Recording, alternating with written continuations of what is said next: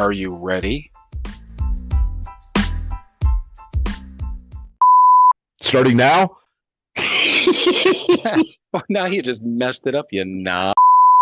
God, you know that the shit that we go through for this, huh? I know. Fuckers better appreciate it. When we started, we were just like, yeah, we're just going to do this, man. You know, shoot our wad into the wind and see what happens. What's the title of this podcast again? I don't know. I don't know. Something with a penis, I guess. Right. Our fucking faces are everywhere now. Right. You know, but You're welcome, ladies. Right. Popular with the ladies. Right. Oh, I'm not even going to apologize because hopefully it sounds fucking hilarious. Yeah, totally. This is fucking explicit now. The explicit button. Let me use my finger.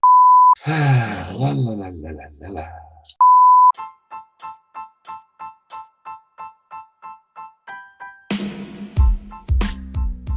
It is time for another episode of Sober, Not Mature. And that episode starts now.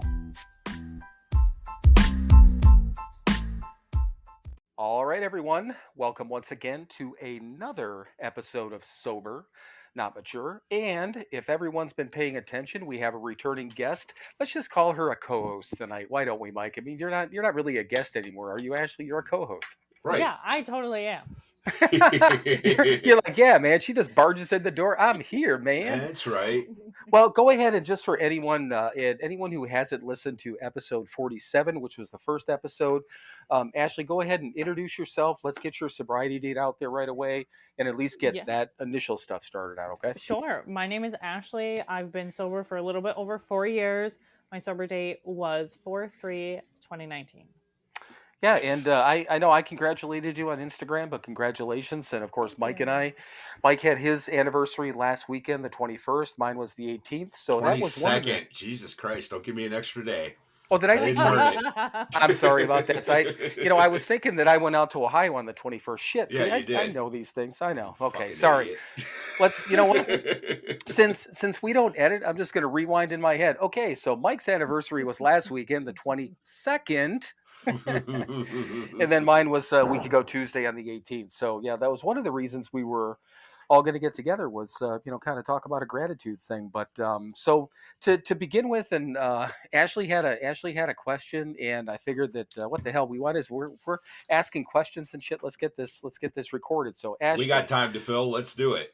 Exactly. So Mike and I were already on here. We were talking back and forth. Ashley comes in. Mike says, we have company. We should stop arguing. and then Ashley says, go ahead, tell us where you came in. Sure. I was like, what are you guys having an old married fight? What is going on here? But also I guess they were talking about how long they knew each other. Mm-hmm. And that was one of my questions for them was, I had just assumed y'all met in recovery, but I don't think that's the story. No, it's a good assumption. Yeah. There's if anyone, and we've said this before and we joke about it, but I don't want to say hopefully, most people I think have seen our pictures because if you're listening to the podcast, they're sitting right there anyhow. We don't blend. No. There's no reason in the world why he would ever hang out with me or I would ever hang out with him. Exactly. Except for this thing, so we met at the Keating Center. So that's what we were joking about. I said that Mike and I have known each other for 13 years, which is more than my 2 marriages combined. So yeah, maybe we are arguing like an old fucking married couple. Yes. We've lived together. We're separated now. We've been separated for how many? 9 years? No. Yeah, God, right. shit, 10 years now. Almost 10 years, yeah. We did share a bedroom though. Oh, so you didn't. That's what we should talk about. You know what? We can do that. So the thing of it is, and just a brief story behind that. Keating Center, sober living facility, that's where we met. That's number one. We were both like halfway where you do groups and do all those different things. And then when you start working, they have what's called 3/4 dorms in the facility. So Mm-hmm. he and I ended up in the same 3/4 dorm. So 6 guys. Yeah, it was 6, right? Yeah, Mhm. 6 guys in one of these 3/4 dorms. So that's kind of where we, well, literally got closer, but we got even closer Mhm. after that. So we ended up getting moved out into a 3/4 house, which was a duplex, 2 bedrooms up, 2 bedroom down, 2 guys up, or 4 guys upstairs, 4 guys downstairs to begin with. And yes, Mike and I literally shared a bedroom We did. in an old house, literally smaller. Whatever room you're sitting in right now, Ashley, I assure you was smaller than that. Mm-hmm. And we shared a bedroom for almost a year, and then Yeah, 11 months. moved in. Not that I was counting. 11 months and how many days, probably, right? That I couldn't tell you. You know what? Well, actually, because we moved in there beginning of November, didn't we? And we, Yeah. oh yeah, I know when we moved into that house. I started that new job on October 3rd. I don't know why I remember that. Mhm. So basically, it was literally probably almost exactly. Actually, I was going to 11 say the end of October. I think we don't. did. I Yeah, I think it was before Halloween because I had decorated my little space in the 3/4 dorm, and then I had to take it all down and move it into the house. Oh yeah, that part. But when you and I moved in together, it was beginning of October. Right. So, but yeah, either way. So yeah, we shared a bedroom. So we've known each other and now become family. And yeah, I can't get rid of the fucker, and he can't get rid of Nope. me. So Nope. it kind of is what it is. It So was just sober fate. It was. How Yeah. I see it. Well, and it's funny because and seriously, when in all of our friends, and even I would say there's probably none. I don't think there's any of our friends that we would have met had it not been for this thing, right, Mike? I mean, all of our close friends. Right. No. I mean, there's a couple, but yeah, the core group of us, yeah, definitely not. Right. The You only know. thing, well, you remember Bobby Stacks. Mm-hmm. So here's the funny part, Ashley. You want to talk about a weird thing? So I was born in Parma, Ohio, which is out in the Cleveland area, and then that's where the Keating Center is. That's where I got sober. Mike was living there at the time, the whole bit. So this guy comes in, and we're talking one time, and I had known him then for probably a few months. So we started talking about where we grew up as kids, and I told him Parma, and then he goes, yeah, he goes, I used to play over in an area on Kenton Avenue, and I'm like, I lived on Kenton Avenue. He's like, really? And he's like, what year? And I told him, and he said, we used to go over there. We used to play ice hockey in the street. I'm like, are you fucking kidding me? So this guy that I literally met like 35 years later, I played ice hockey with as a kid. That's amazing, though. Isn't it? It must have been something with the neighborhood. I don't know if the rest of the guys ended up being drunks, but 2 of us did.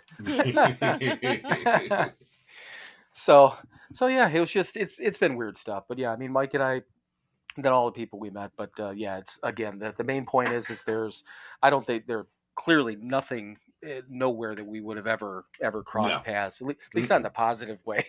Right. No, definitely not. You know, I might have, rolled you for your wallet when you were passed out in an alley somewhere, but Right. Yeah, exactly. I would have literally walked to the other side of the street and fucking ran away if I saw your crazy scary ass. But yeah.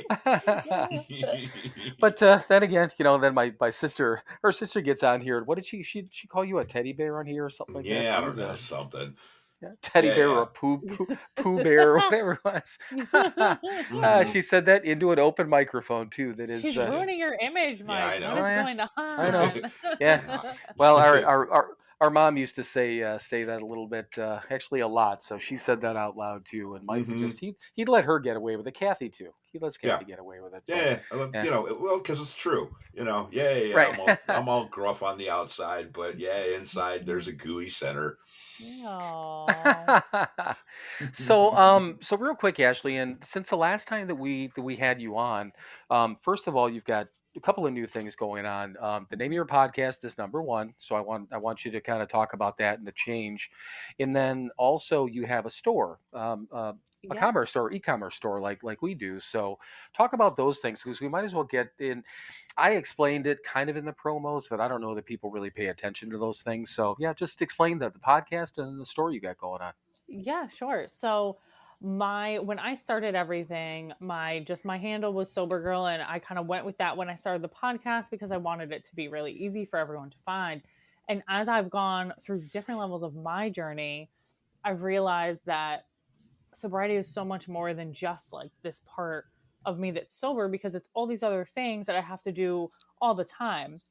Like when I get overly emotional, I was an emotional drinker. So when I get overly emotional, like sometimes I get like very angry, and I have to be able to calm that down in other ways. Like my way is not obviously, going towards what I use, because that's the wrong thing to do. So there's other things I have to do. So as I've grown, and a ton of my guests share a lot of their growth as well.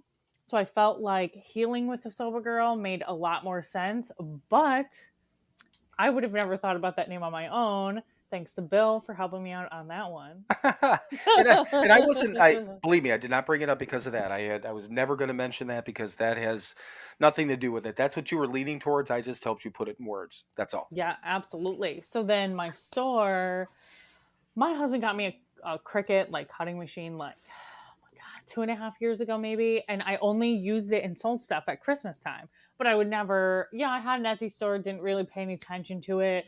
I had a full-time job and I did the podcast, and it just really didn't, it just wasn't there. And then when I lost my job in January, I was like, my husband was like, this is the best time. We didn't know how much money it would be to start it. I don't know that we would have made the decision we made if we knew, but because I do almost everything myself. So it's a lot of work. So, but I wanted to start it because I wanted to make just really cool items that like I liked, but that maybe other people would like too, and to try to do different things. I run a couple sales a month where I make less profit, but it ends up getting people to be able to afford it. So that, obviously means a lot to me. And, as I get to know like the people right now, almost every single person who's bought from me has bought a second or third time. Oh, that's cool. So that, people come to me with ideas, and then I'll put something together and do different things. I'm not a designer, so I don't design anything, but I do all of the other stuff. So it's a lot of work, but I really like it. And I've gotten my sober, like not my podcast, but my other sober community that I have very engaged in like helping me answer questions like, out of these 4 designs, like what would you wear sober? And because I tried launching sober merchandise before and it just never went anywhere. So I was very apprehensive, but I'm going to start putting out some more. I did release one design that says one day at a time, and it has a skull and some flowers. And to me, that means sobriety, because I feel like we're all like just going through this one day at a time, no matter, some days are easy and some days are hard, and that's what we do. So Right. I just decided to start that to kind of create like, it is a very positive outlet for myself. In sobriety, you will find that you need a hobby. And so I have many hobbies. So this just keeps me, it doesn't distract me from doing other things, but it just keeps me on like this positive path. Right. Well, and so the name of your store again, get out the name of your store. Yeah, it's Sips of Sage. Okay. And anyone who follows us and of course is listening to this, I've been, and I share your stuff, and every once in a while, if I catch it, I'll share one of your videos or something like that. But also, if anyone just did, if you miss one of the posts or something like that, just go into our followers or who we follow, and you'll see Ashley, and then you've got a link to that page on there too on your regular. One way or the other. I mean, you guys can find us, or if anyone forgets the name, just send us a message. I'll shoot you over to her because, I mean, it's cool stuff. And I saw that shirt you did with one day at a time with that skull on there, and I'm like, that's pretty fucking cool. Yeah, I just wanted to create something that wasn't like blasting soberness on the garment, because I found when I did that before, a lot of people didn't really want that. Like I would totally wear something like that 24/7, but a lot of people just don't feel comfortable. Right. So I wanted to create like some other way to kind of like be able to bring that together where people aren't, and it could mean anything. I think when I found the design, the description was, about like mental health, so it could mean different things. Like maybe you have, debilitating anxiety, and like maybe you have, your own mental program to deal with that. So I think that it could go for many things, but I physically see it as like a sober kind of link there. Right. Well, and we've gone through the same thing with the first set of the first vendor we used for our t-shirt merchandise vendor. We had all this different stuff. It's like every time we thought of something, I was in it, because it doesn't take that long for. I mean, we're not making the stuff; it's a vendor we're using. So I just have to pop the lettering up and design up. Don't get me wrong; it doesn't. I mean, it takes some time, but 10-15 minutes, and I can have a merchandise design. But we had so much stuff on there and none of it was really selling. And even the stuff that we have, I mean, the name of our everything we're doing is, sober, not mature. So it's got that, but we have some different stuff, but we're running into the same thing. I mean, sometimes it's like people, as they, as people say, they want to recover out loud. Some people don't, and it is what it is. Our sister wears one of our sweatshirts though. It's got I love it. yeah, it's got an AA saying on it. It says we're not a glum lot on the front, but it's got our faces on the back, and it's got our full logo on the back, and the sober not mature thing on there. So Right. I mean, she doesn't care, but I Right. know there's not a lot of Yeah, people that right. And she's a normie, and my daughter's a normie. She wears one of I our forgot "I'm about too that. Yeah. sober for your shit" or "too sober for this shit" or whatever it is. But yeah, Yeah. Yeah, I love it. I think it's great when like these other people can support you. So I had somebody who in the beginning didn't really, I have this buy me a coffee link for people who maybe can't afford to buy anything from the shop Sure. or want to support me in some way, but like doesn't really vibe with what I'm selling. So I made this buy me a coffee link, and I did it because another person that I bought from had that. And I was like, wow, that's such a good idea. And Yep. I'm addicted to coffee. So I was like, this will be great. And my soon-to-be sister-in-law's mom sent me $50 worth of coffee, and I didn't even know for like a while because I didn't like I put it with my shop email, and no one really emails me; they just contact me through social media. So I was like, man, I went in and I was like, I have $50 of my coffee money. Who sent me $50 of coffee money? And it's just such a great way, like for people to know there's just like these other ways that people can support what we're doing, right? Mhm. Like we don't get paid for doing podcasts. no, Right. We just, you know what I mean? We do it off of our free time, and it's a lot of time sometimes. And just those like little things here and there, it does mean a lot because it's like, oh, okay, these people appreciate it. Like I have so many normies listen to my show. Yeah. And they always come to me and tell me what they think, which I love. hmm And that's like the best compliment because it's somebody outside the box looking into the box and being like, wow, this is really interesting. Yeah, and that's something that and Mike, you ran across. I mean, God, how many people now? Normies. I mean, Yeah. Chris's kids, and who else? There was a couple of other people. Oh, There's some when people you were from at the work, and when we were at the horror convention, Yeah. that we had some people Whoa, come up whoa, that were. whoa. Horror convention? Yeah. Tell me more. you My girl- must have my missed girl- the episode. Listen, I am a huge, doesn't even begin to explain. I'm like shaking. Doesn't even begin to explain my love for horror. Like you have no Okay, idea. I'll sit back and let you guys chat. I can relax for a Right. minute. Well, my girlfriend Chris, she does horror art. Simply Wicked Decor on Etsy. Little plug for her. And so a couple times a year here in Cleveland, there's a convention called Cinema Wasteland, and she has a table there every year. And so we go and sell her creepy stuff and hang out. That's awesome. Yeah. And some friends of ours, the Mummy and the Monkey, they have a local horror show here. Actually, it'll be on tonight on YouTube. Watch it. They were kind enough to let us do a promo for this podcast on their show. So we've got some cross people there, and there were some people there at the convention as well at their booth. And so they had people coming over and saying, yeah, we listened to the podcast. We really like it. No, we're not alcoholics. We just like what you guys do. Yeah. Yeah. I love that. Yeah, I've always loved horror, and I really have loved specific things. I'm an 80s baby, and I really love that kind of horror. The slasher stuff. I love that stuff. And it's hard for me to get into some of the newer stuff because some of it is just like stupid funny. I don't really like that kind of thing. Right. One of our friends loves it.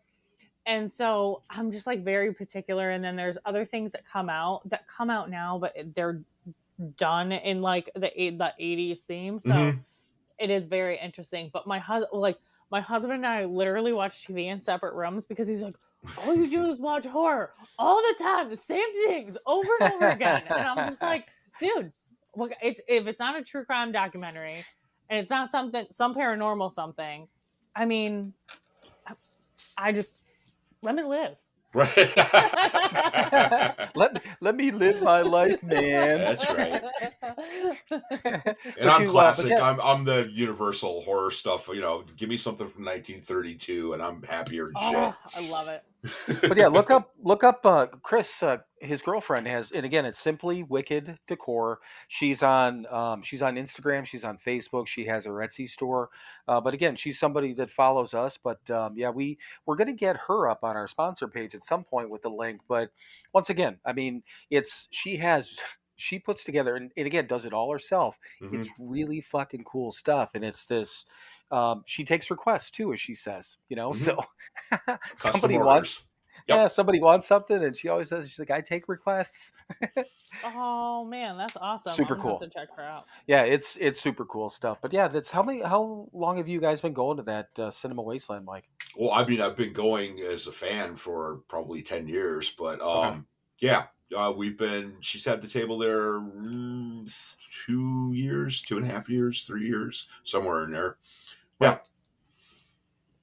That's awesome. Yeah, it's really cool. It's really cool. So yeah, they get an opportunity to do that. But yeah, just random people came up to him. Random people came up at the Keating Center event. Mhm. So once again, it just we look at these things, and you know how it is, Ashley. I mean, you've been doing your podcast for a little bit, and I look at numbers, I look at stats. I was just listening to a podcast today where they were talking about this exact thing. Actually, Matt, that we're going to have on from Sober Mhm. Friends, he got interviewed by this other guy, Brad, from Sober Motivation podcast that I listened to. So it's cool. But the two of them were talking about this exact thing that, they're trying to grow. They look at numbers, they look at all these different things. And then all it takes is like, like you said, Ashley, this is our time. It's, we're out of our pockets to get that one message from somebody that says, you know what, you guys helped me. You hit a nerve, you hit a point, you hit something.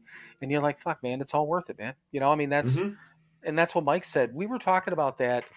It was our 6 month episode, wasn't it? When you said that, I think because we were always joking about, that you didn't give a fuck. Right. and and then he's like, you know what? Because we were talking about what were we grateful for, up through that point, of what we were doing. He's like, this thing, man. He goes, the people and the feedback, and he's like, I think we'll keep doing this stuff, and that's where Mhm. the shooting the wad in the wind came from, because That's where it came from. we came into this thing with zero expectations. We were just going to get together, he and I, every Friday night and do this. Just happen to do it into a microphone, and if somebody listens, that's cool. But if not, that's fine too. Doesn't matter, But But it's also a way that you're of service as well. Mhm. well, in Which it's is great. service and putting us in the middle of this stuff, keeping recovery in our lives all the time, and Yeah. all these stupid stories that we have, which he and I have heard. Surprisingly enough, a story will come up. I'll tell one, or he'll tell something. We're like, really? I never heard that before. How is that even possible? Because 9 times out of 10, I start telling the story. He fucking walks away because he's heard it 17 times. Right. Or he'll tell a story. I'm like, this is a good one, because we can both tell each other stories. But then we got to realize every time we'll ask each other, we're like, do we talk about this? We're like, fuck, let's just tell the story. So yeah, it is. It's just a way to be, and yeah, of service. I've heard people on other podcasts say that this is, they do it and consider this a point of service, which, to begin with, again, I didn't look at it that way. Did you, Mike, at all until Not until we started finding out that we actually were being of service of some sort. right?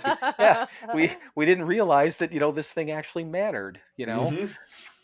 But you made a good point before, Ashley, and this will be my subtle segue. There we go, little quotes about having like a hobby and doing all these things. We're talking about all these different things we do, like hobbies to keep ourselves busy. So how long? And again, going back to this whole, we were going to talk about grief and gratitude and that sort of thing. How long ago was it that your dad passed away, and did you do some of these things to pass your time? Because after our mom passed, it's when I was kind of like, I didn't realize I was looking for something, but the web store kind of kept me completely occupied, you know? So how long ago was that your dad passed? A little over 2 years ago. Okay. And when did you start the podcast and stuff? Um, I started the podcast probably 6 to 7 months after he passed away. Oh, okay. Was that like something to keep you busy, or was that had nothing to do with it? So that's how I deal with things, which is not a way to deal with things. I just want to preface that, but I was doing a lot of things at that time, and and I was recording like I was going on other podcasts, like I was just like spreading myself really thin, and but at the time it really helped me. And without me starting that podcast, I never would have met the medium that helped me. Right. Because I met them through my TikTok, which I started to do as like a meeting type of situation, which led to my podcast. He is also sober. So it just kind of like came full circle. And that, when you have somebody, my dad passed away very suddenly. So when you have something like that, when that happens, it leaves like, there's so many what ifs. Like, what was he thinking about? Like, he knew what was my dad was a nurse, so he knew he was having a heart attack, and he probably knew he was gonna die. So like there's video of him because they were on a paranormal hunt. My dad was a paranormal investigator, and he went up against the wall. He like slid to the ground. Like, it's all on video. Oh wow. I didn't want to watch the video, but it's all on video, and they caught all that because they had cameras everywhere to catch like all the paranormal stuff. So and it was like his favorite place to hunt. Like, he would go there and do investigations literally like once a week because he loved the place. It was like their home base. They rented it out and everything. So it was kind of like this, it was really full circle. And the guy, Josh, who I had as my medium, he also is a paranormal investigator. And that's what drew me like to him in this, like I was in this live, just like watching it. And it like kind of went full circle. When I found out he was sober, I was like, oh man, that's pretty cool. And there was just so many different like ways around that. But I just kind of threw myself into a lot of things. Right. Because I think there was like a very long period where I felt like if I got over it, it would be like not fair to my dad. Like, I wasn't like thinking about him, or I wasn't like all those things. So like by me just kind of like avoiding it altogether, it was still there. Like, I was still, getting emotional all the time. I felt him near me. I still do a lot. But it's like different because I've tried recently to kind of just like let it go. Like, I know he's still there, but just like kind of let it go. But my dad and I were very close. So it's just a very difficult situation. There's all these like different moving parts going around, which makes it a little more difficult. And I think there's like specific days that bother me, like have meaning to him and I and nobody else. Right. So it's difficult because I'm not an outwardly like emotional person. Like, I'm not going to be like, oh my God, I need you. I'm not like that at all. The complete opposite. So my husband had a very hard time when I was like in that first like 7-month period. He was like, why won't you cry in front of me? And and I'm like, because that's not how I am. Like, that's not how I was. Like, that's not how I am. I'm sorry. So, and it took a long time to get through that. Like, a long time. And thankfully, I never thought about alcohol. It never even crossed my mind. And I really think that's because I had my husband, who's also sober, like just constantly checking in with me, making sure I was okay, like constantly just, I'm here.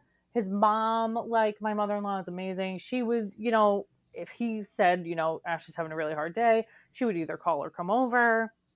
So it was, I did have a couple people, but I also felt isolated because I didn't know anybody who lost a parent. Right. And like, I needed like that connection to somebody who also lost a parent to like understand how I was feeling, because I felt like I was alone, because my siblings had a very different relationship with my father. So for me, it was hard because like 3 of them did not, basically didn't have any, like, there was no mourning, there was no, like, they just kind of kept living their lives. And two of us, we were the closest to him, had a really hard time. And, like, I mean, it was, for both of us, just emotional. Like, we didn't fuck up anything in our lives or anything, Right. but just really kind of going on. And on my dad's death anniversary this year, my brother had, like, the one that, my youngest brother is the one that has, like, that same kind of grieving path, and everything went wrong. Like, he got soaking wet. He, like, this machine at work broke and it was his fault, and, like, all of these things. And his fiance had messaged me and didn't even realize it was my dad's anniversary.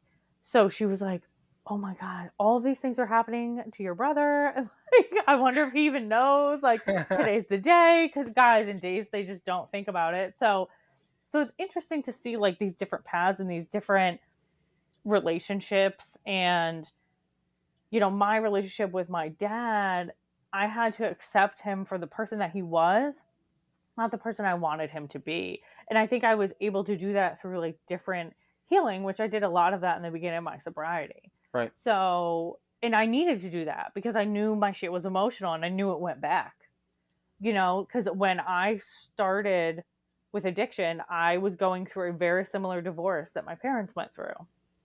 And it just, like, triggered everything. And that's when I was, like, spiraling out of control. So I was like, I need to work on that. So I think that that's, part of such a big, big, big, big, big part of my journey has been healing.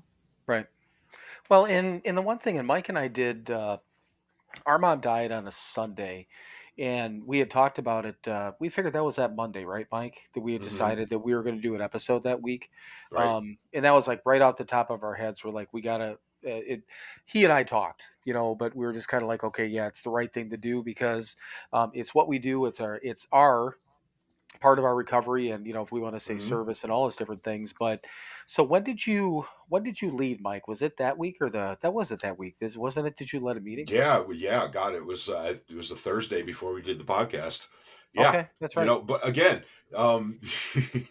we hit a bump in the road, but we've got all these tools and these processes that we've got in place that we need to continue to use no matter what the situation, good and bad. Yep. And here's 100%. what's kind of weird for me. So my dad passed away a month before I got sober. That was my lead in to getting sober. I think we touched on that the last time we talked. It's a long story. I mean, it's everyone's heard it. If you haven't listened back a little bit, you'll hear me talk about it a lot. Then my stepdad died when I was a year and a couple of months sober. But so the deal was with the two of them, they've been in my prayers. Figure if at the time my stepdad died, my dad was in my prayers up to that point.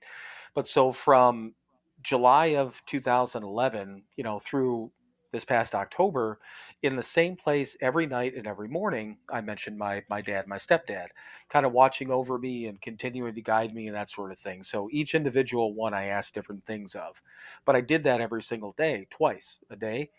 And then our mom, as she started getting sick, and there was a place in my prayers where I would add people, like special prayers to this person if they were going through some shit or if a family member wasn't well or whatever. So I had our mom kind of in this placeholder spot in my prayers for shit, probably the last 4 years, maybe 3, and the hardest part. And so she passed away end of October. So what is it, 7, coming up on 7 months now? Right. It took me, and I swear to God, it took me 3 months till that, and it still doesn't feel right to put her now at the end with the other two, Yeah. with those other 2 people, with the other dead people, are now at the end. And I placed somebody else where she was because there's somebody else that's very close to us that has had some trouble. So I placed that person there. But it's weird how much of a, that's when I realized how mechanical that my my prayers got, and it made me step back a minute and just be like, okay, I need to pay attention to what I'm saying and focus on it. So I'm not saying it's good that I had to take her from this spot to that spot, but these little things, how many goddamn things have we talked about over the last year and a couple of months, Mike, that both of us do differently now because now they're out in the open. Mhm. we, Right. we hold on ourselves. We do the stuff, and then now we pay more attention to these things, But Right. the whole thing, my point with all of that is that I think personally that I to this day, now 13 years later since my dad died, I need to say his name every single day. That's part of my, I don't know if you want to call it healing, probably is, but it's Mhm. part of my thing. Um, he's never, in my opinion, he's never left my life, and Yeah. that's how I remember it. And it makes, quite honestly, it makes it easier for me. I mean, he died 13 years ago. There's certain times it's still, you get this wave Yeah. over you or whatever. Certainly with our mom, certainly with our stepdad, but like Mike said, and he hit it right on the head. He and I did the exact same things as we do every day when our mom died. Mhm. And I'll be honest with you, sober or not, for 12 and a half years at that time, had I not had that routine, I don't know that I would have known what to do with myself. Yeah. I mean, don't you agree, Mike, if that routine helped Oh, us? absolutely. Yeah. Yeah. But again, these tools and these patterns that we have in our life are there for good things and bad things. As long as Right. we continue to do the next right thing, there's that cliche. Um, yeah, we'll walk through it, whether it's painful or it's joyful or whatever. It's gonna change and it's gonna pass, and we will walk through it, and we will remain sober and hopefully not complete assholes. I, yeah, and you might have noticed that, Ashley. We usually have to qualify that with the word complete. And I use Mhm. quotes when I say that because we're still assholes. We're just not complete assholes anymore. But Right. so maybe on the other side of things, and since again, and I like the idea that we were going to talk about, these two sides, this grief and gratitude thing, because it came up, and Mike and I talked about a few things that we were actually grateful for through that time frame. Has there been, I mean, anything that you can pinpoint? Not certainly not your dad's passing, but anything that you figured out that from that point, based on what you knew or how you handled it, was it where was the gratitude in there, or did you have points of that where you're just grateful for certain things, or how was that? Yeah, I have always really loved music, and I really gravitated to that as a part of my healing. And I also felt grateful for that. Now, mind you, I mean, some songs obviously would make me sad, but it was a way for me to get through. When I was a kid, my dad and I he had a record player and like Van Halen and Fleetwood Mac and like all these things, and he played like air guitar. And I remember these things so vividly from my childhood. I don't remember a lot of my childhood. So whatever memories I have, I really, really cherish. And for that, I felt so grateful to have that connection to something that I feel so connected to. And I was able to get a record player, and I have almost every single record I remember him playing That's cool. Nice. in my collection. And so when I play these records, like I think about him, and it makes me feel so grateful that I have those memories with him. Mm-hmm. Right. Because it really that helps me at the same time. Another thing would be how I've opened my mind up to things that my dad believed in, but necessarily I did not at the time. I knew that if I was going to try to use a medium, that I would have to believe in it to a certain extent for it to be successful. And so I really worked on that because I was like, is like like I never really thought about it. This was just something he did and he loved to do, later in his life, So it wasn't like something we were around when we were kids. It wasn't like it was like going ghost hunting on like Halloween. So it was just, and it's been such a crazy thing being able to watch a ton of different shows with people who are doing the same thing my dad did. And like this like almost empathic way that I didn't realize he really was until like watching these other people and like realizing what they did and like then having knowledge and talking to my stepmom about that. And then she sent me this like wild experience. They were on like some other hunt and they started like they have these two like it's weird like these two, they're small, they can fit in your hands, and then it like moves back and forth, and it's said that like the spirit will make it move back and forth. And she did like this session while they were ghost hunting something else, and my dad came through, and like he was doing like these different things with like the rods, and like you hold the rods so the person couldn't even move the rods the way they're moving. And it was just like so crazy. But at that time, she was like, he was telling her like special things, and I'm sure she was grateful for that. So there's certain things like that where it's opened up my mind to different things that I didn't believe in before, Right. but that I do now. Like if I didn't believe in that, I wouldn't be able to feel my dad when he was around me. I would be oblivious. Right. You know, I wouldn't be able to feel that. So, and that makes me grateful, because sometimes it feels kind of like he's close, like he can't touch me and he can't, you know what I mean, do these different things, but it's like comforting to know that like I can feel that, if that makes sense. Oh yeah, absolutely. I mean, having any sort of connection with, in my opinion, to sometimes you gotta live with the memories and the feelings and all that stuff. Feelings, right, Mike? Right.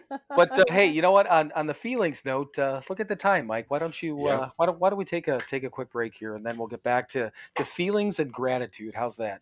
Sounds like a plan. All right. Stay tuned for more feelings right after this brief word from our sponsor. Hey everyone, it's your friends at Sober Not Mature. Hi And there. yes, it's both of your friends this time. Hi Mike, how are you? I'm well. How are you, Bill? I am doing well, but we do have a purpose. We actually usually talk about our one website, but we actually have two websites now. So we wanted two websites in one. All right, so everyone knows we still have the podcast website that is www.SoberNotMature.com. And we just launched the store website, so we also have that. Do you know what the website address is on that one, Mike? Of course I don't.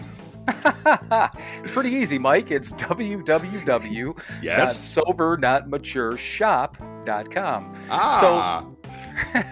But from the podcast website, you can still hit the store link and get into the web store, or you can access it from our Instagram page through the highlights. We've been posting quite a bit about it, and we'll continue to do that. But do you know what's on the second website, Mike? Well, there's a store. There are products that you can purchase for you and your loved ones. Well, Mike, do we still have merchandise? We have merchandise. Well, we got T-shirts and coffee mugs and all kinds of crap. And one of the coolest parts, we also do have all the recovery books from Hazelden, which is kind of a big deal. That is a big deal. At least for us. So all the books that we read, God Grant Me 24 Hours, the Big Book, the 12 and 12, all of those books are available for sale on our website. And again, that store website is www.sober. Trying to help, man. I know you are. You're not helping though. Okay, now I got to say www.SoberNotMatureShop.com. .com. Visit that today, or visit the podcast website, which is, again, the podcast website. So www.SoberNotMature.com. Did you just say sober but not mature? Yeah, sure. Write that down. Yeah, like fucking mush mouth or something. All right, everyone. You've suffered enough with this, and we'll get back to what we were talking about previously. So visit the websites, though. All right, everyone. Welcome back. Hopefully you've brushed off your feelings and you're ready to feel more. That sounded terrible, didn't it? Hey there. Okay, mark that down as, let's see, the Bill just made a first inappropriate comment inadvertently. Right, or vertently. Yeah, it could have been. Yeah, that came up last week. Inadvertent versus vertent. Mike said maybe it was vertently, and I'm like, whatever, man. But it made me laugh. It really did. So, all right. So you feel that, obviously that connection, and grateful for the fact that you're able to do that, which is cool. I mean, is there anything that, beyond that you do like on a daily basis to, I don't know, to keep that contact or anything like that, or is it just kind of as things come up, you handle them? Yeah, I talk to him. I probably look crazy to anybody if they've ever seen me. I'm normally in my house, thankfully. But whenever my husband goes away, my dad's here, the whole time, which is so weird because I can't see him or anything. So it's just interesting because I've had like a routine throughout, you know, my whole sobriety, and some of it's like got out of the habit, and then I'm like, okay, I need to really get back into this habit because it brought me peace and it did this or that for me. And I like in the morning, I wake up, I sit down with my SoberNotMature coffee mug, enjoy my cup of coffee, and I really just like try to be as calm as possible. I'm not a calm person, so I try to be as calm as possible, and like just kind of like start my day with a very almost like a silent meditation that you're not like, I mean, I'm not sitting on the floor doing what I would do to meditate, but kind of just like starting my day with like some peace and Right.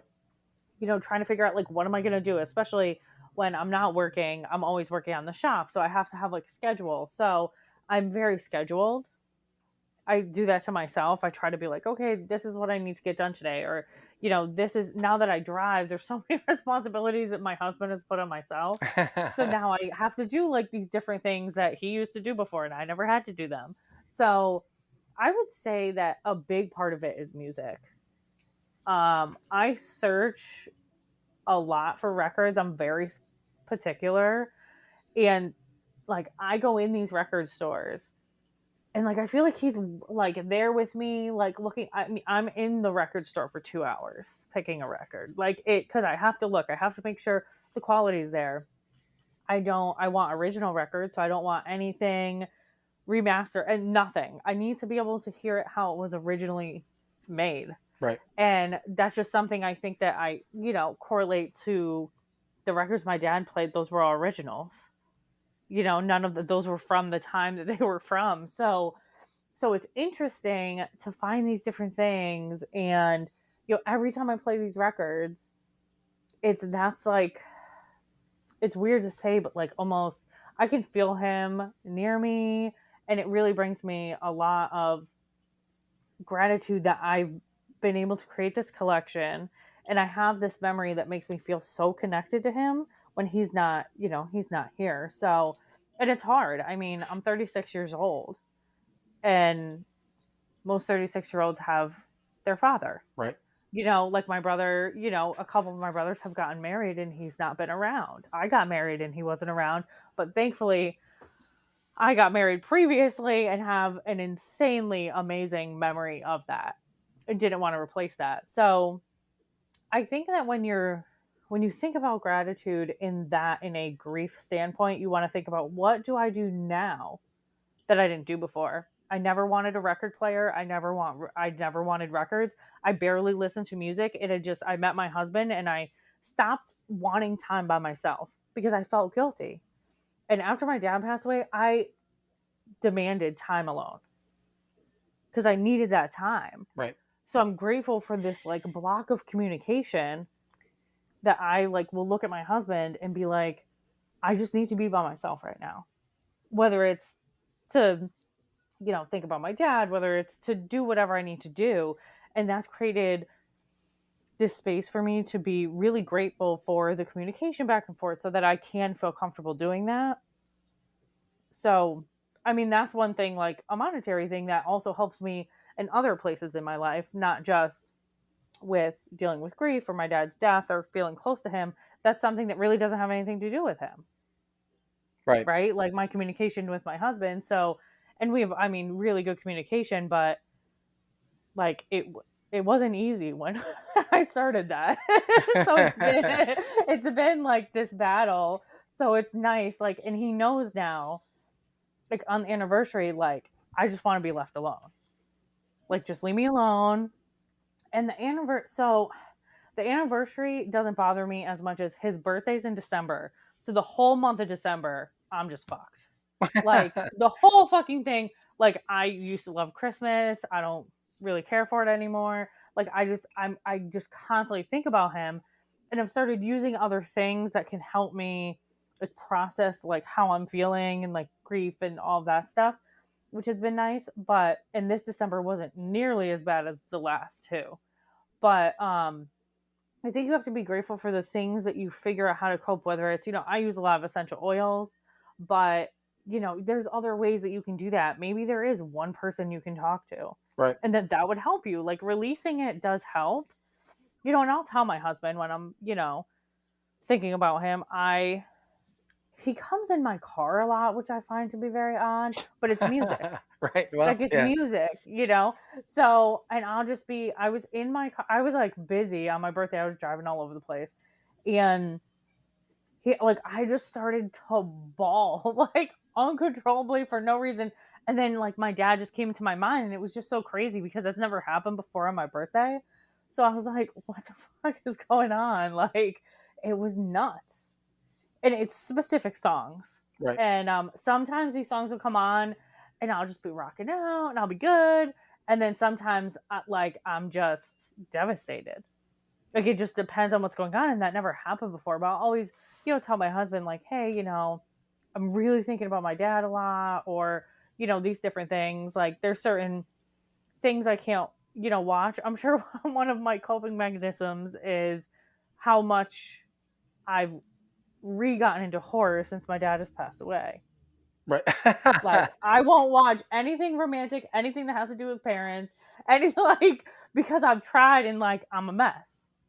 Like I literally can't it's just too much for me. So I just watch horror because when I'm scared, I don't fucking think about it. So it's just a way for me to just be like, okay.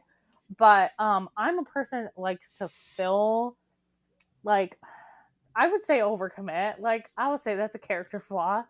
So I overcommit to things because I just kind of want to stay busy because I have a very, very, very active mind. Right. So, and that fucked me when I was going through all of my license stuff because I was just living in the past and in all of the stuff that I did when I was sober to fuck my life up now.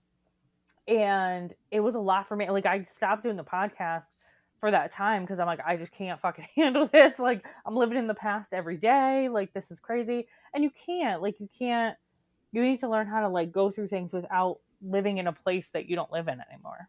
Right. Well, I agree with that to an extent, but one of the things that Mike and I mean, we had talked about. So Mike led that week. We did a podcast that week, and that was one of the things that we had talked about. And even episodes coming up after that, because Mike, I had asked you about. Well, Mike, he said it before. I mean, he's an atheist, but I had asked him. I'm like, do you feel or do you believe in a presence or something like that? And you explained that probably perfectly, Mike, from your standpoint, as far as our mom after she passed, what you felt, or as far as a presence. And I think you put it into words that I can't really, I can't think of how to put it. Well, hell, I don't remember what I said.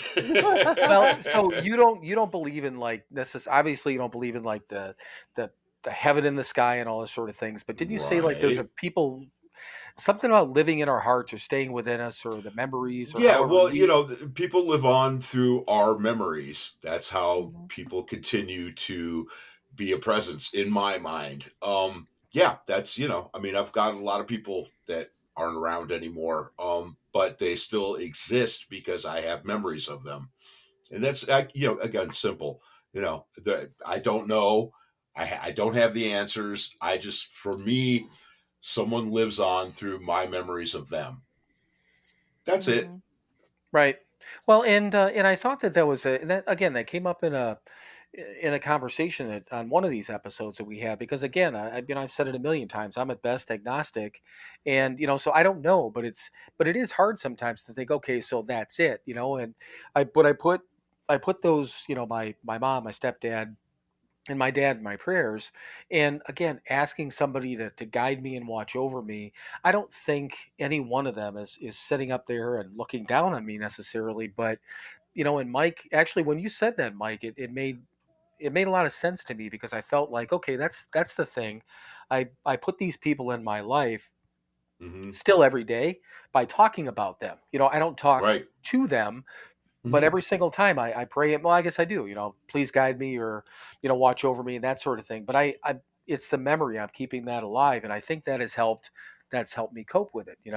Hmm. Because then exactly what you said, Ashley, and there's weird things. I mean, it'll be, I don't even know what it is. Sometimes it could be a TV show, it could be, and we're relatively fresh with all this stuff. I mean, it's Mhm. 7 months. 7 months is 7 months, but Yeah. um, but I wasn't one, when this all happened, to necessarily just openly cry in front of everyone. Certain conversations I had with people, my ex-wife of all people, she and I sat and cried on the phone when I told her. But Yeah. she and I had this. It was a good. It was good. It was good when it was good, bad when it was bad. And again, I've talked about that before. Um, but it's that thing that I'll have these moments, and it just something will hit me. I won't necessarily be depressed about it, but it's like, God damn it, or whatever it is. But then the things I'm grateful for is that she got to see both Mike and I, because Mike came into her life 11 years ago. No, God, Mhm. now 12 years ago, coming up on 12. 12, Yeah. 12 years ago now. Fuck me. Yeah. So when we had talked about that, it was 11, we're 11 and a half. So 12 years ago, Easter time, but actually long before that, but one way or the other, Mhm. she was in Mike's life for 12 years. And I had that my sober time is what I'm considering my real time with her, because I wasn't pissing her off anymore. Right. So we had all that time to build these things with her. So, the same deal. She was proud of both of us. She knew what we were doing with this and happy, with the exception of the fact that we said fuck all the time. She and well, in the fact that we can now count it, she would go. That I would love it now, because now this since the last time you were on, Ashley, this every episode gives us actually a transcription of the whole thing. And Oh, cool. it's like I'm reading up on how to work it. It's like, oh, you can search for keywords in your episode. I'm like, really? So I'm like, FUCK. So number one, first word I searched, only word I've ever searched in that transcription. I don't use it. I just search for the word fuck to see how many times we say it. It makes me laugh every time. So, but that, she knew what we were doing here. But then, I'll be working on a web store and stuff like that. And we were able to get the agreement to Hazelden, the recovery books, which it's a huge deal. I mean, we're not selling a lot of books, but it doesn't matter. The fact that it's to Mike and I, that those books mean everything to us, and now we're an authorized seller for them. But the one time I thought, I'm like, fuck, man, I would have been nice to share that with her, or just Yeah. little things like that. She got to meet her, my grandson, so that was cool. But she would enjoy all the things. He's walking now. He's doing this. Like, Kimmy just sent me a video earlier today. Ollie my grandson is Ollie. He's standing because now he's starting to get mobile. So he's standing in the grass in the backyard. The dogs are out. They got two labs. He's out there, and Kimmy's note when she sent me the video, her little description was yelling at the dogs, and he's yelling at the dogs in the backyard. And for I don't know, 30 seconds to a minute, and then finally tried to yell so loud he knocked himself on his ass. Fucking hilarious. Nice. Oh my God. He literally yelled himself off his feet. So again, these little things, and I think about that, but the whole point is that the way that I came to grips, and Mike and I talked about this on the episode, and Mike, I know you'll agree with me on this, I think, is that neither one of us, there was nothing left unsaid or undone with our mom. Now, granted, my dad, different story. It was more that happened more suddenly, like you're talking about with your dad, Ashley. Yeah. I had time to make up things, but not everything. But I can't have regrets because we were in that right process, right? But with my Right. mom, I mean, we can look back at it with our mom and say, you know what? As much as whatever, anything that happened, whatever, everything was cool. And that Mhm. I'm super grateful for, Yeah. to not have to live with those regrets. And, even in a situation like you were in, where it happened suddenly, I mean, from the way you're talking about, it sounds like you guys had a hell of a good relationship, which I think is something to be super grateful for, and Yeah. he got to see you Absolutely. sober, and you got to see him Yeah. and be with him sober. That's a gift. Yeah. It's really like, to think about it back, you know what I mean? It is really important that, like, if it happened when I was like all fucked up, like, My I don't even fucking know what I would have I happened. do. My dad died while I was still drinking. I can tell you it Oh. would have not been good. Let's just leave it at Like, that. it was just crazy. And the difference, I think, between you guys and myself is I don't really know a lot of sober people. You think that, like, I would, but I don't have like this super big community. Like, my husband's sober. I know some people, like through the internet. I don't know them personally, like in person, because they all live in different states. Right. So there's not a lot of sober people that I know. And so it's like, it's kind of just like, and my husband doesn't really do, I've wanted to interview him and he like will never let me do it because he's like, but I didn't really do anything.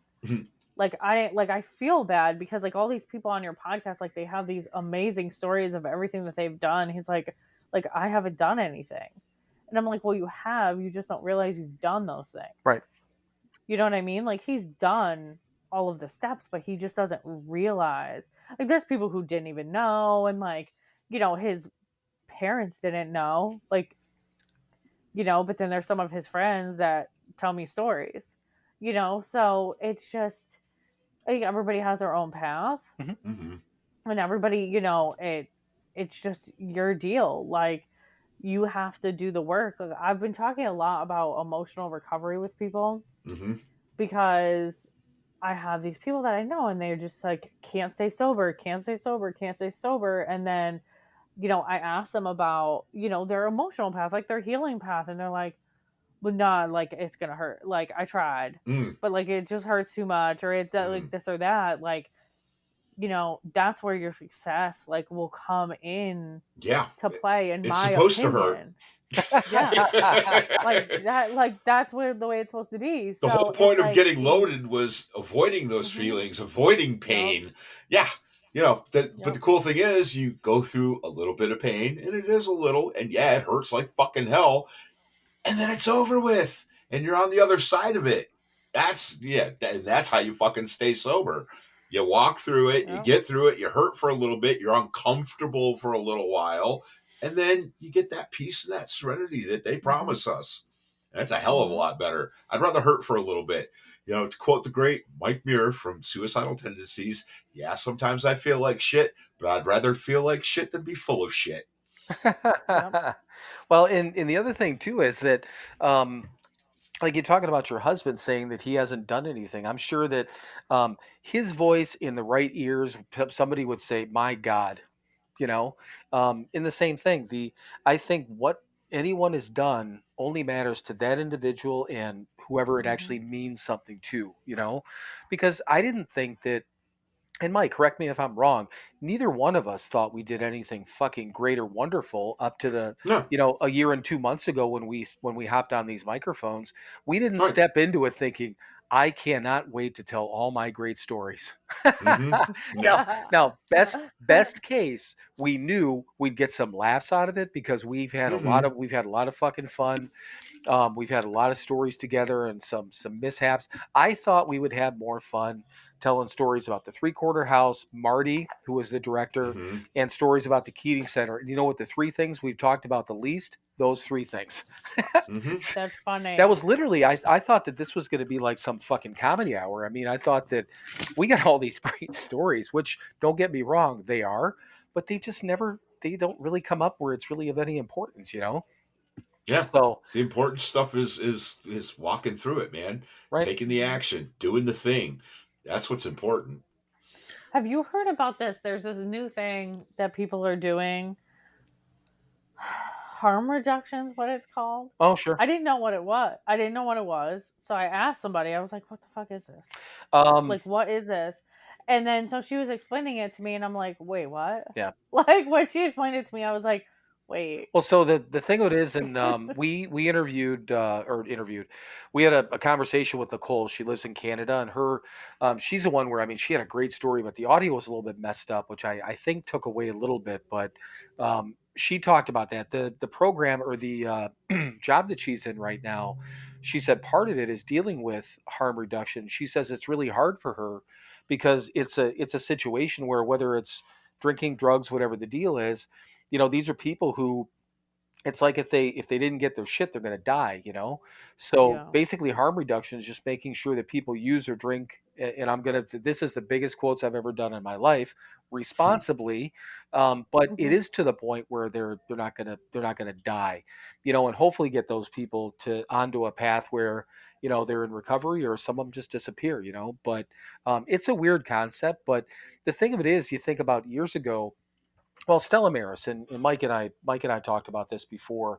It's a place where they have meetings. It's a rehab. It's a detox, and also like 3/4 or halfway dorms and all sort of things. There was a bar across the street before they had all the medication. They were doing harm reduction, right, by giving people booze, Right. by basically Well, yeah. I mean, Stella's was around, back in the 20s and the 30s. I mean, yeah. it's been there forever. It was the sailors that would come off the Great Lakes all fucked up, and they would go there to dry out. But yeah, they would go and get them, a couple of shots to smooth them out so they wouldn't seize. Mhm. Yeah. Yeah, and that's exactly what harm reduction is. There's a lot of people.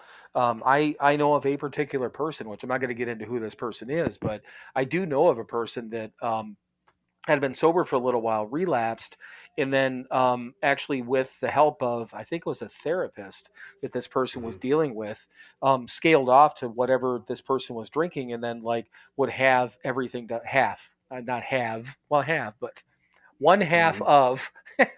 So basically cutting. 50%. Yeah, there you go. See, that's why he and I get along so well, because I can't fucking get words are hard. And then Use your words, Bill.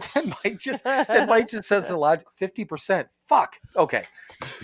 So cutting down consumption by 50% over a certain number of days down to that point, and what they're doing is tapering so they don't seize or do whatever like that or have a stroke. So I mean, but the new term is harm reduction, which is it is Mhm. weird though. I mean, it'd be tough for me to, unless I was doing that with somebody that I knew was trying to get sober, to maintain Mhm. somebody in that would be tough for me, I think. Mm, Yeah. I mean, well, yeah. we both went to detox because we both had to, Right. and I mean, they gave me a whole lot of Valium to get me through it. Yeah. So that's basically it. But it was for a So week. that's like the equivalent of people doing oh my god, what's it called? I'm drawing a blank. Methadone, Methadone, Yeah. yes. yeah, or Yes. Suboxone or whatever, Sure. Yeah. right? Yeah, all Yep. that. Yeah, sort of. Yeah, and that's dandy. I also know I have Yeah. a close friend that's been on methadone for 20 years. Um, yeah. Well, and You know. So I think that it can go like the way that in the context of how it was being said in the environment where I was, Mhm. it was kind of more like, well, if you decide that you don't want to stop drinking forever, like stay sober, blah blah blah blah blah, that I didn't agree with. Mm. Because I mean, from what this person was saying, definitely an alcoholic. Right. So I'm like, wait, I'm confused because she wasn't sick, like that wasn't happening. She just didn't know how to cope without alcohol. Like something bad happened, and she just kept drinking and bounced from place to place. Yeah. So I think that there's like, it's a thin line. So like a lot of people ask me my opinion on like Cali sober, thin fucking line, Oh, and like the yeah, same thing, very like well. I thin mean, line. yeah, I didn't know how to cope without alcohol either. I haven't had a drink in over 13 years. So Yeah. apparently I did something. I followed directions, and Yeah. because these people that figured this shit out taught me how to do it, and I did what they told me to do, and here I am. Yeah, I didn't know. I couldn't live without alcohol and drugs. I couldn't. I was thoroughly Mhm. convinced of that. The book talks about, I'm going to ride this out to the bitter end because that's the only way I know how to do it. No, there is a different way. I needed to Mhm. open myself up to some different things, and a little trust and a little willingness. And hey, guess what? It worked. Well, and who are we talking about? The whole California sober, still weed smoking, where you had said that you knew people. Was that Melissa Yeah. we were talking to? But yeah, so the thing of it is, it's if somebody claims that they've used the word sober, but they still smoke weed, and even the term, if they're, I suppose, I mean, if somebody wants to be, I do know people also that were hardcore drug users, and then that was their deal. We know of a guy, we went through the Keating Center with him, Mm-hmm. but now, and he can drink responsibly now, and he hasn't fucked up his life. So drugs were his Mm-hmm. problem. I know somebody else like that too, and long before I ever got sober, there was the same thing. But he doesn't call himself sober, and I don't think the guy that we Right. know from the Keating Center, he doesn't call himself sober, does he? No. He took care of his shit, and then now he drinks again. Right. But so I think that's a different story. If somebody is using alcohol like because they can't cope, I don't think that's not harm reduction. Or is that what the person was saying, Right. that they were using it as harm reduction? Yeah, basically, it doesn't make sense. No. The way Right. that it was, the way that they were talking That's the about simple it, way to say which it. is why I was kind of like, wait, what is this? And when they told me, I'm like, okay, so that didn't even make sense. No, it Like, doesn't. that didn't make sense. And I don't personally. So when people ask me to be like a mediator or to help them run some type of, sober situation, I'm always apprehensive because people try to get away with some shit. And Yes, we I don't do. believe in that. Like, I understand doing it and then having to wean yourself off in an appropriate way. Like, Mhm. I absolutely understand that, but you using harm reduction as a clutch is not the correct way. No, of course not. When you're not in that position. Like, I was drinking a lot and I had no withdrawals, like zero. Like, I have chronic migraines, so I got like a couple migraines. But and then there's other people who were like, oh my god, it was so bad, like this and this. And so I think everybody's story is different, but I don't like during COVID, right? They wouldn't close the liquor stores.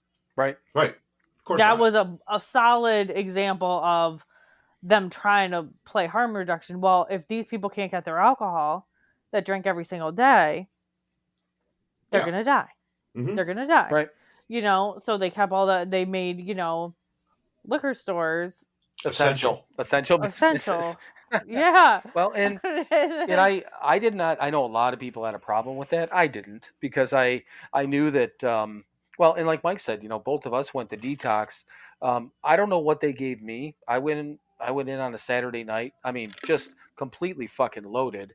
Because seriously, my thought was, why? Because I've heard somebody say that jokingly at one point. Nobody goes into rehab, sober. So I'm like, fuck that, man. I drank a lot, but I don't remember anything until probably Monday sometime. I mean, whatever they did to me, I out for whatever amount of time. And again, and the doctor had said, and I don't know if they say this to try to, scare people straight or whatever it is, but he told me that I was one of the toughest cases he ever had.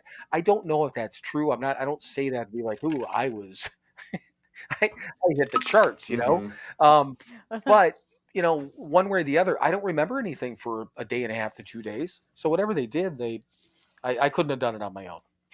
Right. Well, I mean, we were both, when we went into detox, we were both over 0.4. Mm-hmm. Yep. And, having conversations and walking around, and right. Yeah, we were another big air quote, coherent. Functioning. Right. But yeah, I mean, we should have been, I mean, at point 3 something, you should be passed out. In point 4, there's a chance that you could, it's stroke, it's it's a seizure, it's a coma, you're in a bad level. So and again, whatever normal is, normal people wouldn't be walking around and even having semi-coherent conversations. But yeah, I mean, the whole thing, I mean, I get the concept. If it's used properly, it's harm reduction is simply, it's an idea. It's the same concept, but if people are using it as a crutch, I don't agree with it, but hey, people are going to do what they're going to do anyhow. It's kind of what it is. But to me, harm reduction for an alcoholic would be, the medication that you take. It wouldn't be, for a week. I'm gonna still drink you're not gonna every day until I'm gonna drink a little bit less tomorrow than I drank today. Like, that doesn't make sense to me. That's stupid. Well, you could, though, and like I said, I do know somebody who did that, and did it on their own. Again, back to 50%, cutting the amount, whether it was 6 beers down to 3, down to 1.5, down to whatever. Right. But I think it was done with some sort of either hard liquor or wine or whatever it was. regardless of what the substance was. Yeah, I'm just going to smoke a little crack. Right. Yeah. I mean, and again, it wouldn't have worked for me.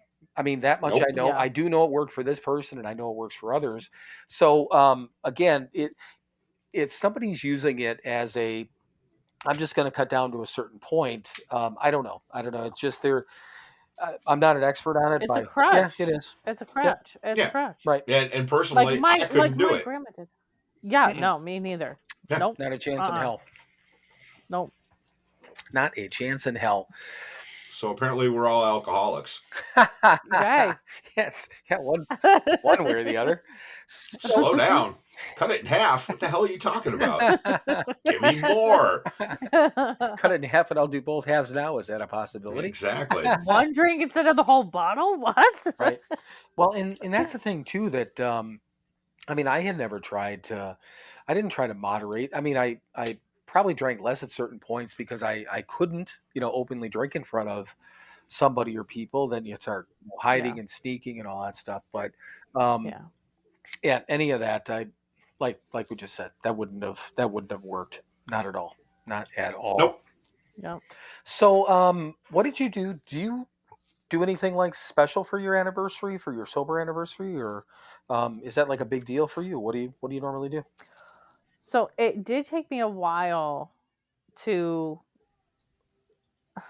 I wouldn't say accept it, but start to celebrate it, because it's the day I also turned myself in to go to jail. Oh, I remember that. So I had to really work through that shit before, last year was the first year that I really enjoyed it.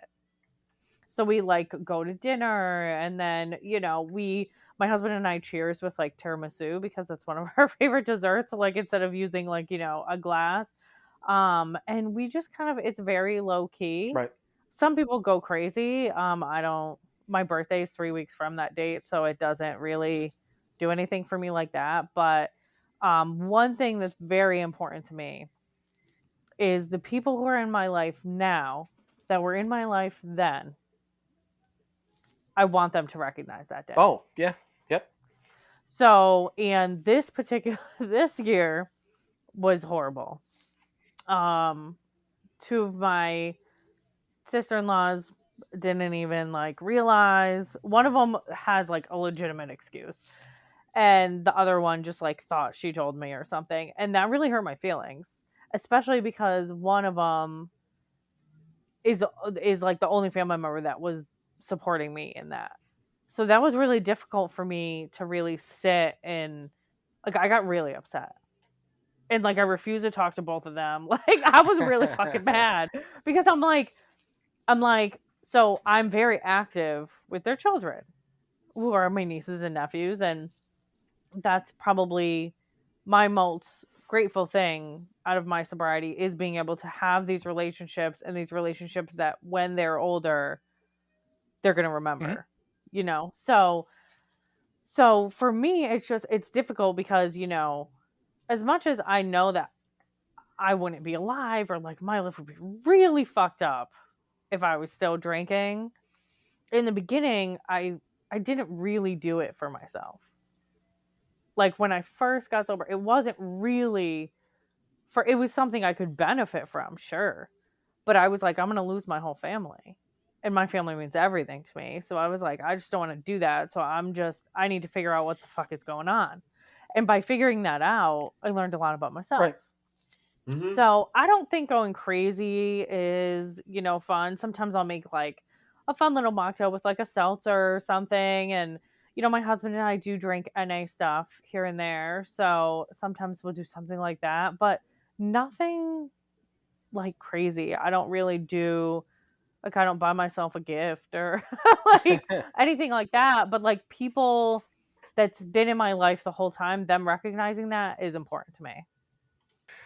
Well, and Mike and I had talked about that when, there's, and I tell my kids this all the time. I said there's 3 days a year that I care about, and I said it's my sober anniversary, Father's Day. As far as getting some sort of acknowledgement, from my kids or people around me, it's nice, my close family. But it's my sober anniversary, Father's Day, and my birthday, in that order. Because if people forgot my birthday, I don't really care, and it has nothing to do with my age. I don't care about my age. It doesn't make me feel bad to get older. I just don't care. I don't care. And what did you say, Mike? Mike this was the best one. Say, what did you do for your birthday, Mike? You didn't do anything, right? I didn't do a goddamn thing. No, of course not. I had nothing to do with it. Why am I celebrating something I had nothing to do with? Yeah, you were a little bit more graphic about it the first time. Yeah, That's my what- dad left it in. Right. Yippee. Yeah, it was the funniest thing he ever said, and he said that on an episode, and I couldn't stop laughing. But yeah, I mean, so Mike and I get together every single year. I mean, I was out in Ohio for the first few, but that's where we Yeah. were last weekend. I was out in Cleveland, and we always get Mhm. together and do stuff. We didn't do anything really too much out of the ordinary this time. Nah. We had a real nice dinner Friday night with Mhm. his girlfriend Chris, her daughter, and then was at a restaurant that Chris's daughter's boyfriend works at. Saturday night was, that was Mike's anniversary, so we had a meeting and got to see some people and announce our time, which is Yep. cool. Sunday Mhm. we grabbed lunch, before I came back. One year we Yeah. went to a casino and a buffet with one of our other sober buddies. Yes, Ate we did. way too much food. It was so much. Uh-huh. It was so much fun though. Last year was when we went to Dr. Bob's house. The picture of Mike Right. and I in our podcast, we took that a year ago. Sitting on a rock in front of Dr. Bob's house, because that's the same picture we had, when we were a year sober. So Yep. we did Aw. that year. So we always do something, but I don't necessarily. I Yeah. wouldn't consider it great. It'd be nice. One year, I think we had talked about at one point. I think Mike even said it. He said, "Yeah, it'd be nice to go someplace cool one of these years." Which I don't know what we have no definition of what someplace cool would be. But yeah, I get it. Right. But no, it's just And again, man, we're just living our fucking lives, Right. Yeah. I mean, this July we're going to go up to Milwaukee for the Harley thing and see the Foo Fighters. That's going to be kind of cool. oh yeah. Oh, that's Yep. cool. But again, it doesn't have to be a special occasion. Yeah. Once again, don't force shit, man. Good stuff's going to happen. It doesn't matter what the fucking calendar says. Today Right. is today, and I'm going to live the best I can today. And hopefully I'm going to do it tomorrow if I happen to wake up. Today is all we got. Yeah. But we get coins every year too. Our mom and our sister had bought us Mhm. specialty Yeah, coins. that's always cool. Oh, it's Yeah. it's super cool. So this year was, and again, these moments like that we were just talking about, because I was joking with Kathy. I'm like, well, you got to foot the bill for both of our coins this year. I'm like, you got nobody to split them for, but I'm like, we still want our fucking coins. You know that, right? That's right. And then our sister, she's just so sweet. She's like, I know, I'll get them. Like, I'm just messing around with you. But yeah, so we get our Aw. coins every year, and that's hugely important because, and again, like you were just talking about, it's people in our lives that were there. Granted, Mhm. our mom and our sister were not there. They didn't know Mike prior, but that doesn't matter. Right. They've seen Yeah. us grow in this whole thing, and Oh, it's yeah. hugely meaningful, and they know how much it means to us. And And I'm sure they know how much you're there for one another as well. right. Mhm. Which probably makes, you know what I mean? And that's why Mike has been able to create these relationships. Right. Yeah. Yeah, he's Show up and be a good boy. even have a girlfriend. Even keep a girlfriend around for 6 years too, right? Right? 7. Has it been It's gonna 7? be 8 in August. Why did I think it was? Wait, what date in August? Oh God, yeah. Thank you so Oh. much. Shh, Chris, don't The listen 8th. to this. It's the 8th. You know what was Okay. you know what was weird, knowing that and here's how you don't want to talk about time flies. So we had Chris on back in it was before your anniversary this year, so it was the 6th, and it would have been 6 years at that time. I Right. completely blew my mind that, I mean, shit, we're now in, I mean, it's almost May, so yeah, it's wow. But literally how time flies, because I still had that 6 in my head, because Oh, that's you know what? And I and of course I had to look. It's the 6th. Sorry, Chris. Yeah, we did I that. do have it in my Close calendar. enough. I mean, close Well, we enough. did that to our buddy Tony on an episode a handful of episodes ago. He couldn't remember his wedding anniversary, so yeah, that ended up all over Facebook. Him and his wife and his It's the kid. beginning of August. Jesus Christ, I'm a man. Yeah, but you always do nice things for her, and you guys always go someplace, and Yes. so that's how you make we it up. just We just gotta find Bill a girlfriend and we'll be all set. Hey, He's too big of a whore. yeah, that's me. I'm a fucking whore. Hey, ladies, I'm a single whore. Does that intrigue anyone? You know what? I think that might be one of those episode stoppers right there. Bill is a You know what? whore. Well, Yep. because the other thing too, I know Ashley, you said you were. I know you were probably a little later than normal for you to even be recording. So, also Yes, trying to be. I only do this for people that I really like. Right. Why not? We're cool. Aw. I won't. Yeah, I won't do it for. My husband even said, he's like, "Wait, you have what at 8 p.m.?" And he was like, "You never record after 4." And I'm like, these are my sober guys. I'm like, we're good. And he's like, "Oh, okay." And he like knows who you guys are. And Well, like, and seriously, I mean, both of us, we truly appreciate it because I know that, that we wouldn't have minded doing it on a Saturday. It's just as we were going forward, we just got, both of us had things going on these next few weeks and we didn't want to push you off until whenever. So we appreciate you, again, staying up maybe past your bedtime or past your mind, your mind scope. my mind scope. Yes. Your mind scope. Yes. So no, thank you for having me on again. I love coming on and chatting with you guys. yeah, you never know. Maybe we'll have, hopefully it's nothing more on the grief side of things. But I think this was good with the, again, anniversaries and all that stuff. And same as last time, I'll have this. It should be up and live again by your time, no later than. Well, no, it'll be earlier. So I'm going up to Wisconsin tomorrow to have lunch with my son. So it should be up earlier-ish, mid-morning tomorrow, so it'll be up and available. Yeah, and I'll tag you on it again, so you're all set. So. Oh yeah, absolutely. And then, awesome. and you remember how we end the episodes, right? So Mike gets to do that again for us. Oh yeah, okay. Go ahead, Mike. Your turn. All right. Well, thank you for listening to another episode of Sober Not Mature. Thank you, Ashley, for coming on and spending some time with us two knuckleheads. As always, be kind to each other. Be good to each other. If you like what you hear, share it, like it, move it along, give it 5 stars, all that good stuff. And do the same for Ashley's Healing Sober Girl, correct? Healing with the Sober Girl. See, I knew I'd get it wrong. All right. I need help from my friends still. And it is that time, kids, for you to please fuck off. Then keep fucking off. Keep fucking off until you get Jesus Christ. I'll just fuck everything up. Keep fucking off until you get to a gate with a sign on it saying you cannot fuck off past here. Climb over that gate. Dream the impossible dream and keep fucking off forever. So we talk all the time. Oh, I got tears. Yay, I made somebody cry. We talk all the time how wonderful that is, and there was one, I can't remember who we were talking to. I said it's so much more fun when he fucks it up. Yep.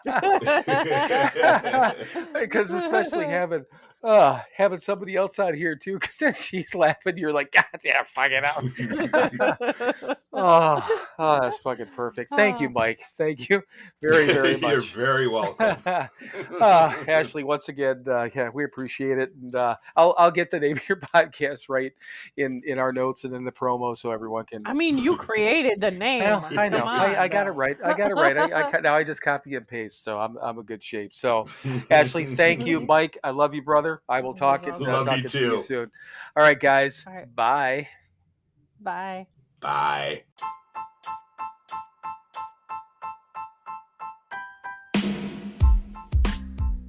As always, thank you for listening to another episode of Sober Not Mature. To access all of our content and interact with us, please visit our website, SoberNotMature.com. Thank you again for listening, and we will talk to you soon.